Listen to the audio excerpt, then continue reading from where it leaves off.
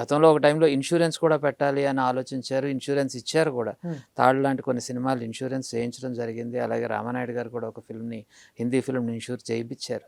ఎందుకంటే ఒక సడన్గా ఒక అన్ఎక్స్పెక్టెడ్ ఈవెంట్స్ జరిగితే, లైక్ ఫర్ ఎగ్జాంపుల్ కరోనా లాంటిది, అది ఎవరి చేతుల్లో లేని ఒక దారుణమైన డ్యామేజ్, రెండు దీన్ని కూడా ఫేస్ చేయాల్సి వచ్చింది, ఈ ఫిల్మ్ కూడా for that matter.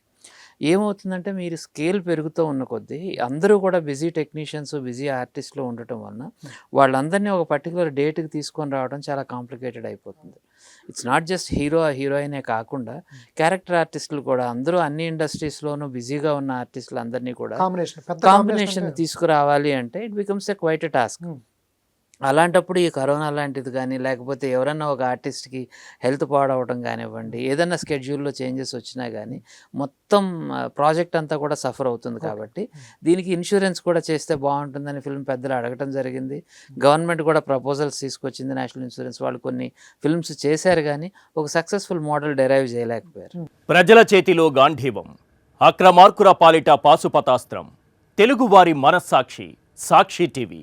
Sakshi TV ప్రసారాల కోసం వెంటనే మీ లోకల్ కేబుల్ ఆపరేటర్ను సంప్రదించండి.